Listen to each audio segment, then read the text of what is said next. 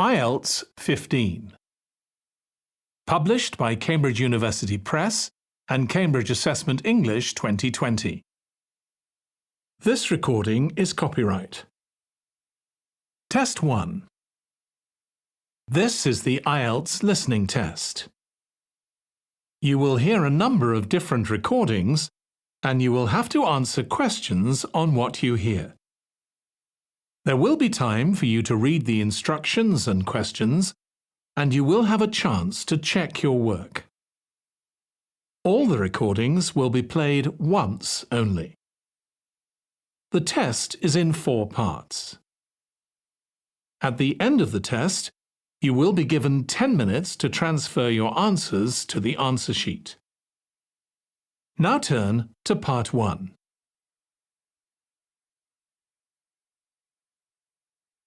Part 1. You will hear a woman phoning a friend to get information about a job agency. First, you have some time to look at questions 1 to 5.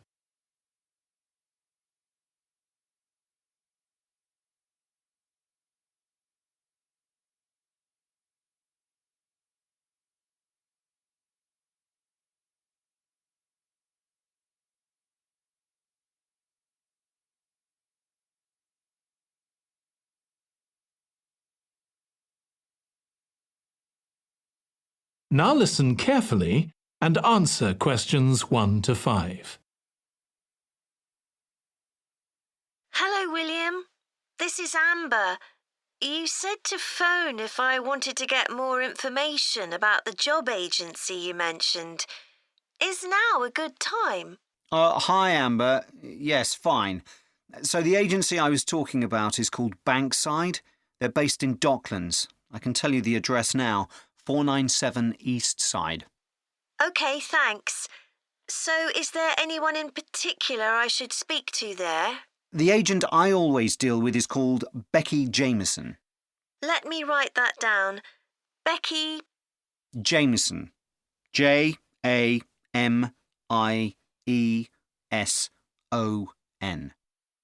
Do you have her direct line? Yes, it's in my contacts somewhere.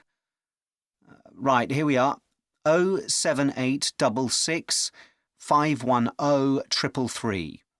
I wouldn't call her until the afternoon if I were you. She's always really busy in the morning trying to fill last-minute vacancies. She's really helpful and friendly, so I'm sure it would be worth getting in touch with her for an informal chat. It's mainly clerical and admin jobs they deal with, isn't it? That's right.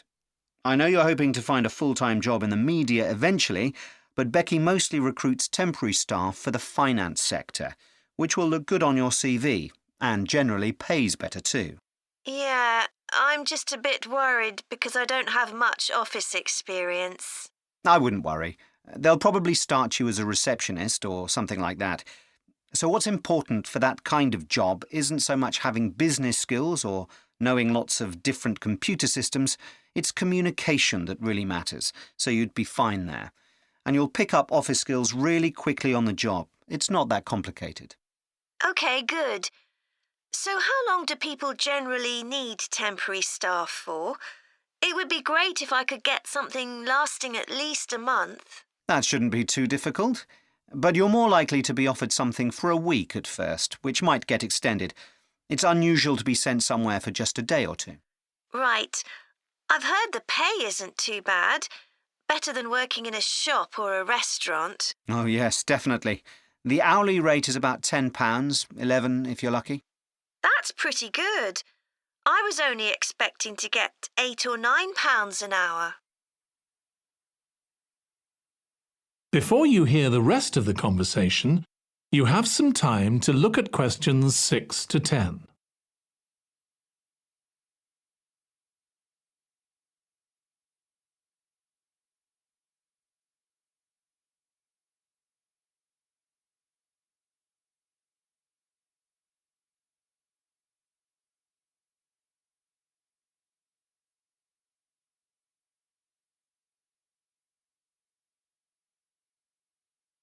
Now listen and answer questions 6 to 10.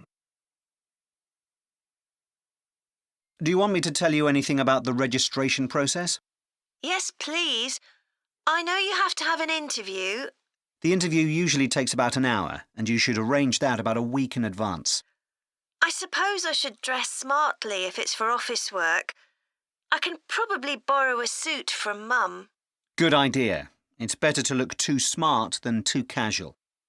Will I need to bring copies of my exam certificates or anything like that? No, they don't need to see those, I don't think. What about my passport? Oh yes, they will ask to see that. OK. I wouldn't get stressed about the interview, though. It's just a chance for them to build a relationship with you, so they can try and match you to a job which you'll like. So there are questions about personality that they always ask candidates, fairly basic ones, and they probably won't ask anything too difficult, like what your plans are for the future. Hope not. Anyway, there are lots of benefits to using an agency. For example, the interview will be useful because they'll give you feedback on your performance so you can improve next time. And they'll have access to jobs which aren't advertised. Exactly. Most temporary jobs aren't advertised.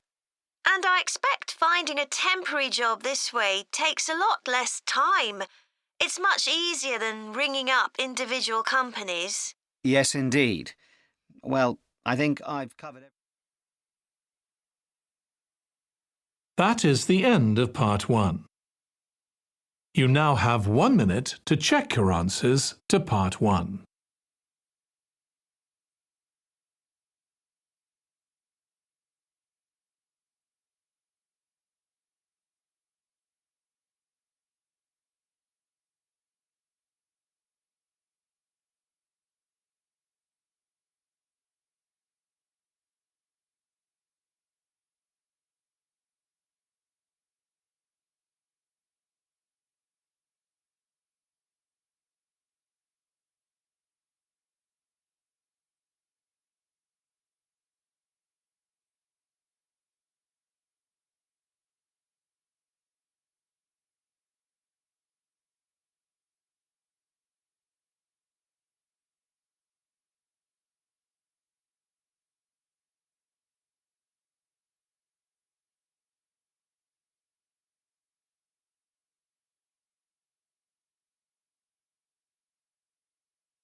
Part 2. You will hear a woman giving a presentation about a holiday on an island in Britain that her company organises. First, you have some time to look at questions 11 to 14.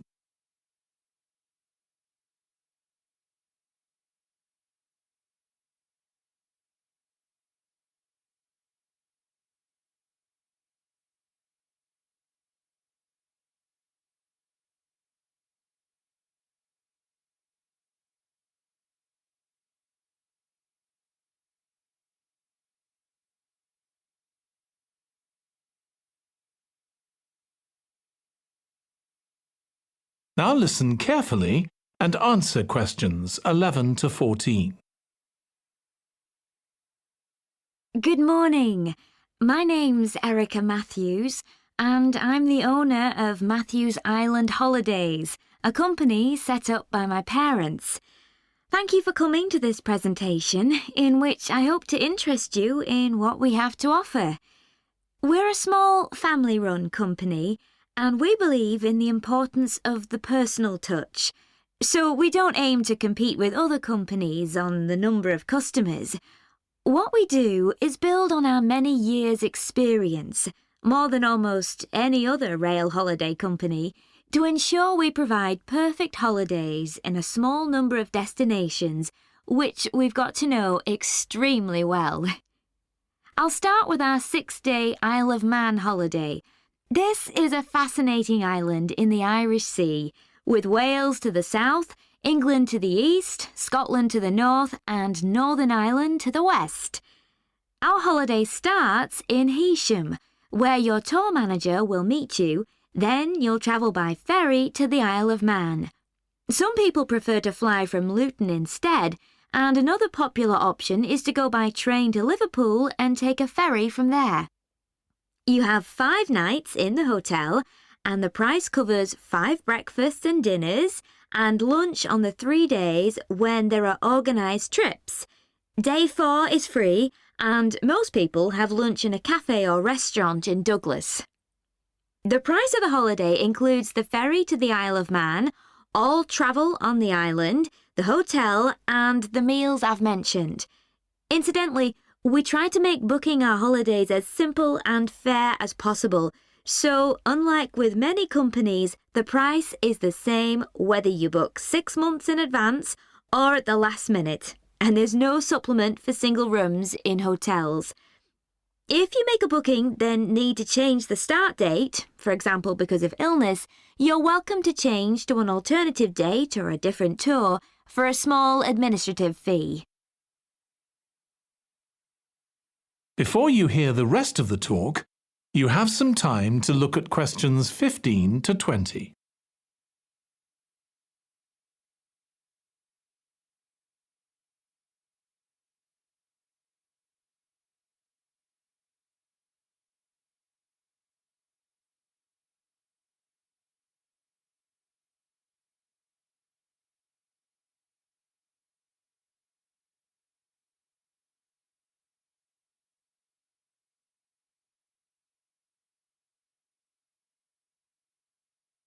Now listen and answer questions 15 to 20.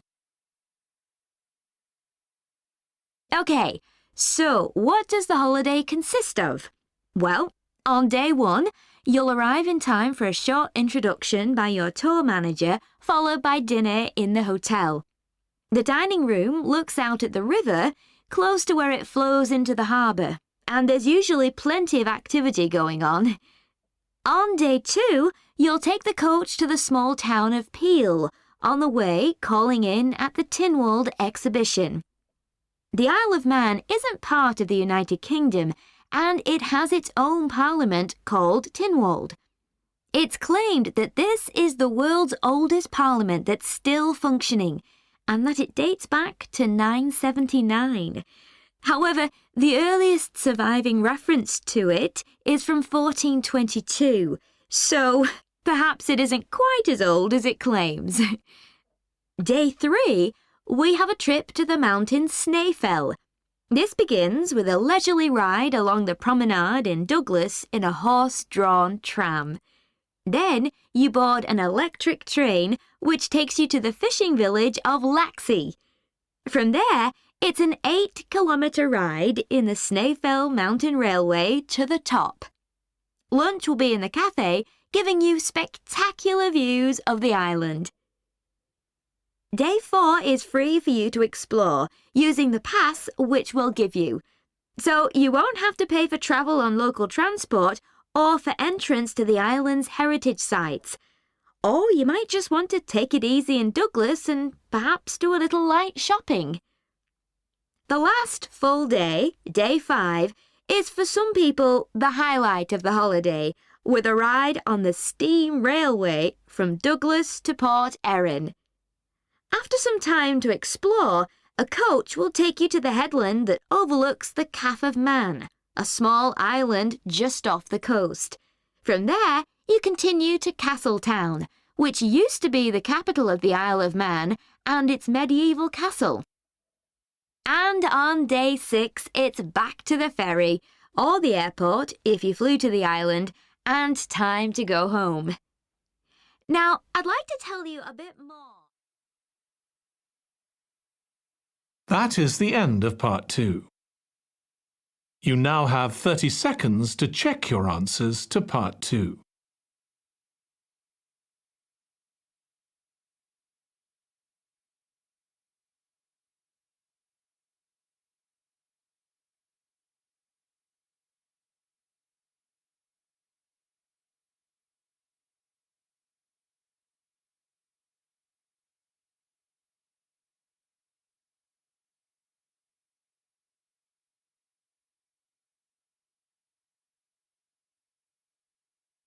Part 3.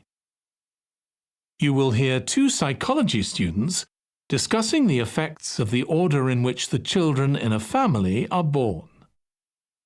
First, you have some time to look at questions 21 to 26.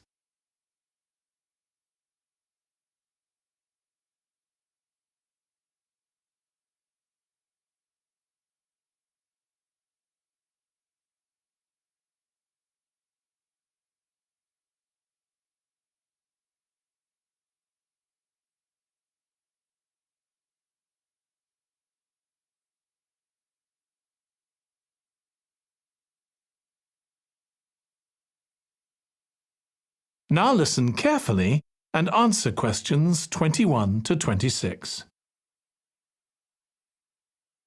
Ed, how are you getting on with the reading for our presentation next week? Well, OK, Ruth, but there's so much of it. I know. I hadn't realised birth order was such a popular area of research. But the stuff on birth order and personality is mostly unreliable. From what I've been reading, a lot of the claims about how your position in the family determines certain personality traits are just stereotypes, with no robust evidence to support them. OK, but that's an interesting point. We could start by outlining what previous research has shown. There are studies going back over 100 years. Yeah, so we could just run through some of the typical traits. Like the consensus seems to be that oldest children are generally less well-adjusted because they never get over the arrival of a younger sibling.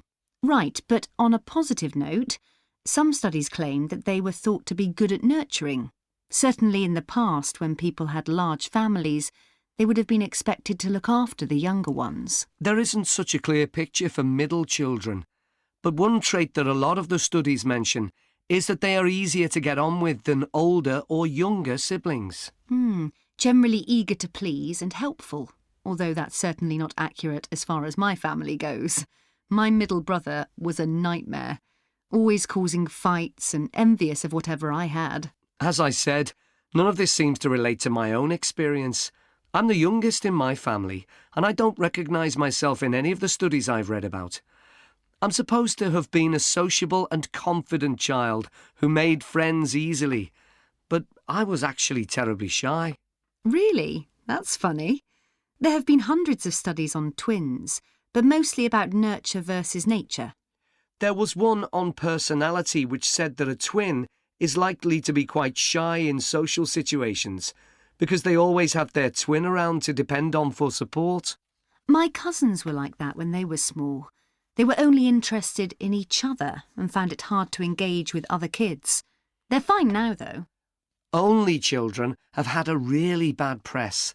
A lot of studies have branded them as loners who think the world revolves around them because they've never had to fight for their parents' attention. That does seem a bit harsh. One category I hadn't considered before was children with much older siblings. A couple of studies mentioned that these children grow up more quickly and are expected to do basic things for themselves, like getting dressed. I can see how that might be true, although I expect they're sometimes the exact opposite, playing the baby role and clamouring for special treatment. Before you hear the rest of the discussion, you have some time to look at questions 27 to 30.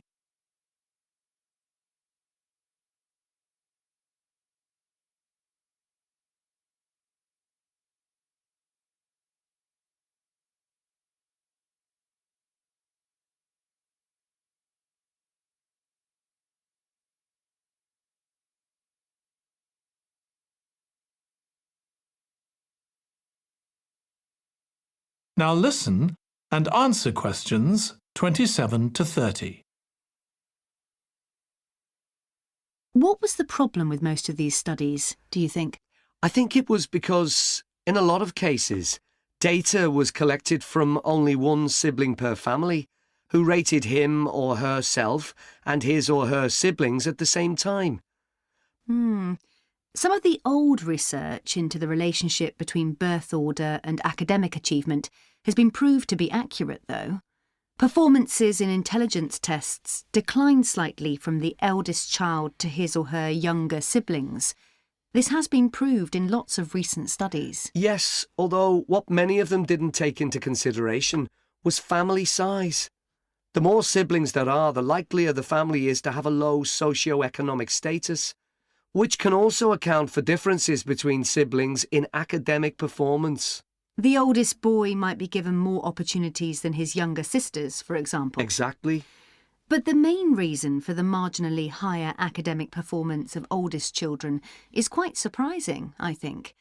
It's not only that they benefit intellectually from extra attention at a young age, which is what I would have expected. It's that they benefit from being teachers for their younger siblings by verbalising processes. Right. and this gives them status and confidence, which again contributes in a small way to better performance.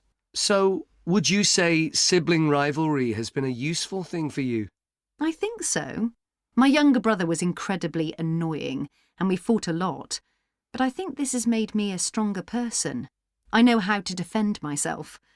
We had some terrible arguments, and I would have died rather than apologise to him. But we had to put up with each other, and most of the time we coexisted amicably enough. Yes, my situation was pretty similar. But I don't think having two older brothers made me any less selfish. I was never prepared to let my brothers use any of my stuff. That's perfectly normal, whereas sometimes... That is the end of Part 3. You now have 30 seconds to check your answers to Part 3.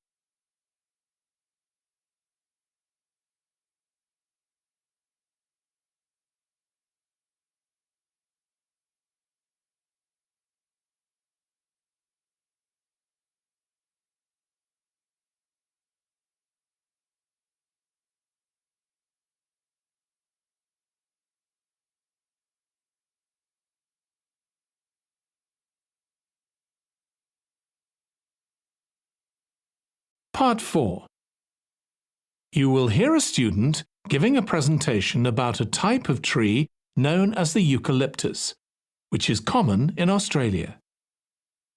First, you have some time to look at questions 31 to 40.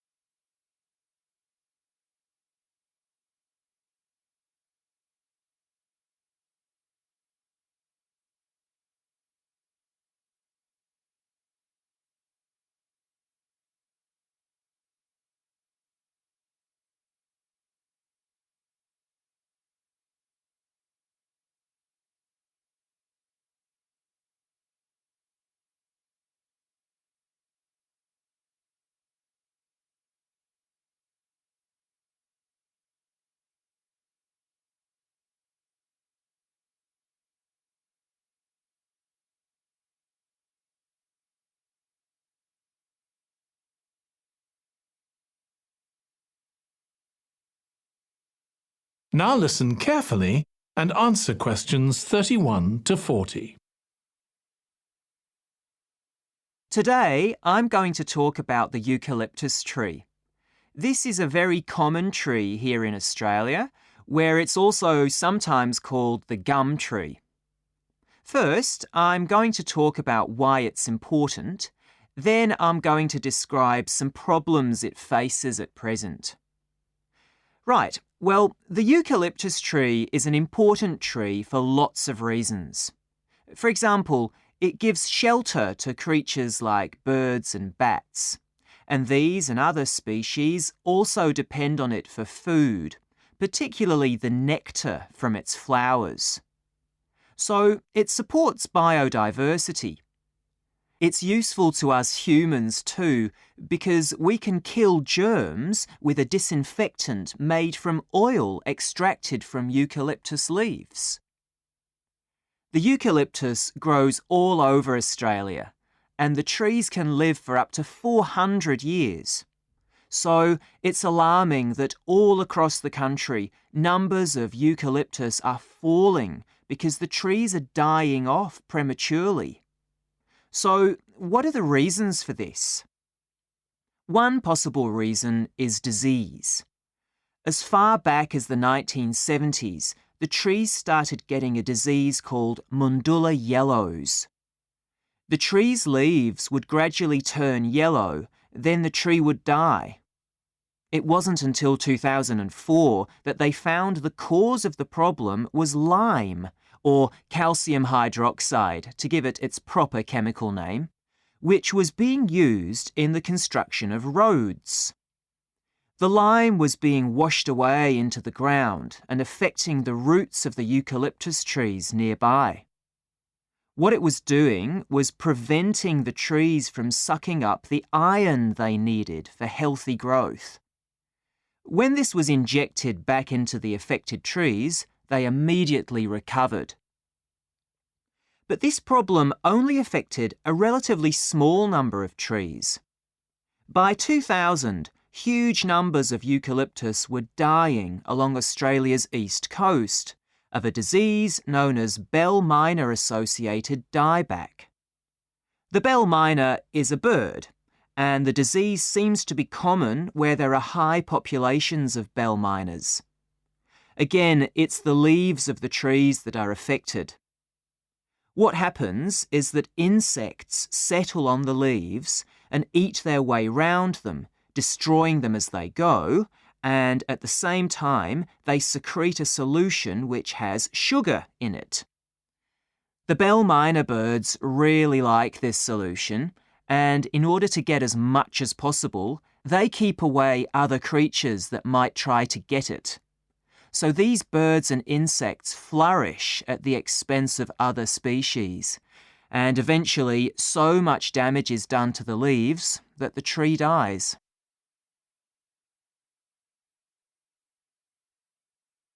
But experts say that trees can start looking sick before any sign of bell miner-associated dieback. So it looks as if the problem might have another explanation. One possibility is that it's to do with the huge bushfires that we have in Australia. A theory proposed over 40 years ago by ecologist William Jackson is that the frequency of bushfires in a particular region affects the type of vegetation that grows there.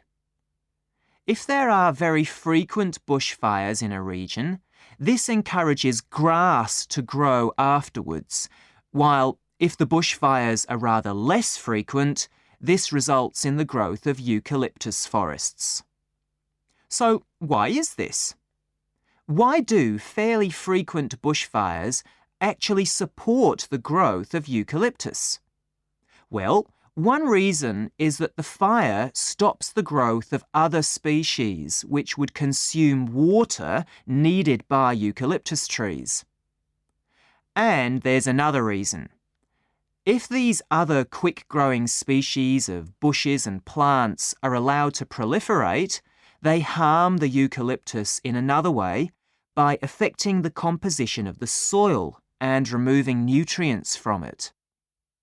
So some bushfires are actually essential for the eucalyptus to survive as long as they are not too frequent. In fact, there's evidence that Australia's Indigenous people practiced regular burning of bushland for thousands of years before the arrival of the Europeans. But since Europeans arrived on the continent, the number of bushfires has been strictly controlled. Now, scientists believe that this reduced frequency of bushfires to low levels has led to what's known as dry rainforest, which seems an odd name as usually we associate tropical rainforest with wet conditions. And what's special about this type of rainforest? Well, unlike tropical rainforest, which is a rich ecosystem, this type of ecosystem is usually a simple one. It has very thick, dense vegetation, but not much variety of species. The vegetation provides lots of shade, so one species that does find it ideal is the bell miner bird, which builds its nests in the undergrowth there. But again, that's not helpful for the eucalyptus tree. That is the end of Part 4. You now have 1 minute to check your answers to Part 4.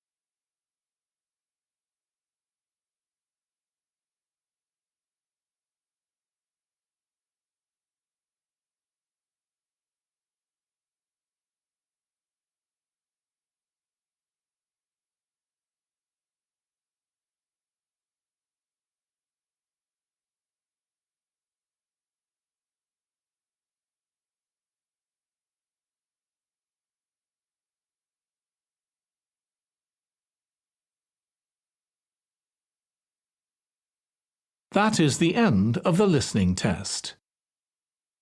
In the IELTS test, you would now have 10 minutes to transfer your answers to the answer sheet.